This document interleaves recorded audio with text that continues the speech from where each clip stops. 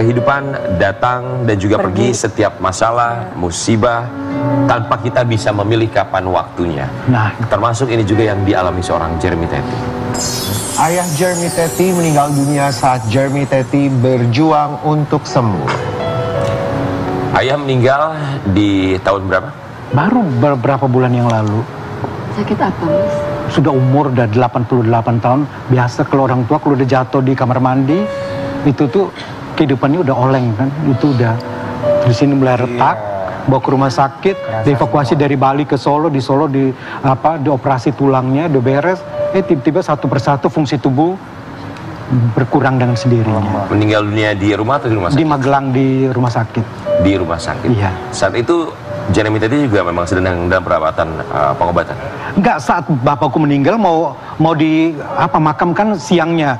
Bangun pagi ginjalku bermasalah. Sakitnya minta ampun. Nah ini bawanya ke rumah sakit jiwa. Kebetulan paling dekat dengan rumah duka, dengan rumah adikku. Ada rumah sakit jiwa di Magelang paling dekat. Ya udah keluar komplek langsung masuk. Yang penting suntik anti nyeri dulu kan untuk bertahan. Di situ ada? Ada. Untuk bertahan painkillernya? Nah painkillernya sampai jam 12, jam 1 siang bertahan. Untuk mengikuti proses pemakaman? Betul sekali. Aduh sakit banget. Orang udah berdatang, aku yang harus berikan sambutan di prosesinya gitu. Aduh gimana caranya? Harus kuat, harus menguatkan diri dalam kondisi itu. Mas Jeremy meninggal papanya. Pas bapakku meninggal. Apa rasanya Jeremy Teti ketika ayah meninggal, kondisi mental juga pasti sedang hancur-hancurnya. Pun juga dengan kondisi fisik, tapi saat itu harus menguatkan diri. Saat ayah meninggal, mau proses pemakaman harus ke rumah sakit untuk bisa mendapatkan suntikan painkiller supaya tetap kuat dalam proses pemakaman. Ya, campur aduk ya. Dalam kondisi kita lagi berduka, ini kehilangan bapak. Terus di situ juga ini batu ginjalnya berkecamuk. Batu ginjal itu bergeser sedikit aja sakitnya minta ampun. Aku udah berasakan udah 3 kali, jadi itu sakit minta ampun. Loncat sana salto, main skipping segala macam biar batunya bergeser kembali ke posisinya, nggak nahan juga. Akhirnya suntik painkiller itu untuk bertahan beberapa jam.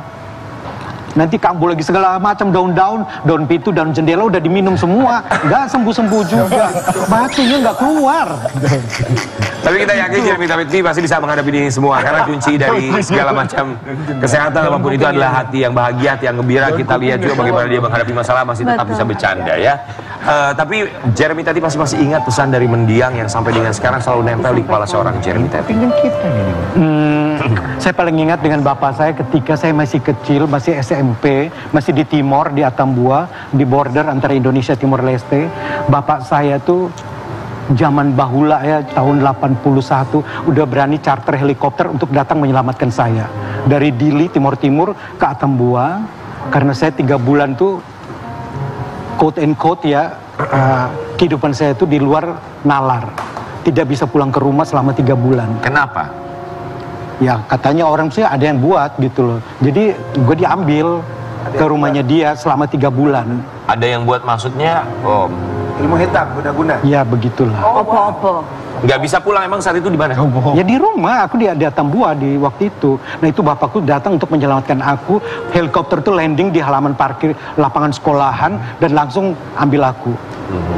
Udah gila, bapakku tuh gentleman, berjuang untuk anaknya tuh hebat banget. Pahlawan bagi aku. Makanya dari itu aku merasa berhutang budi sama bapakku. Saya yang tanggung semua biayanya. Selama dia sudah pensiun, selama di Bali 20 tahun tuh aku yang ngurus dia bolak-balik ke Bali terus. Dan sekarang Jeremy Teti lah yang menjadi pahlawan bagi keluarga, menjadi tulang punggung bagi keluarga ya. Ya untuk keluarga saya, saudara saya semua udah menikah sih, udah punya anak, udah punya cucu bahkan. Tapi tentu saja mereka bisa berdiri seperti sekarang juga berkat perjuangan seorang Jeremy Teti. Ya, saling membantu.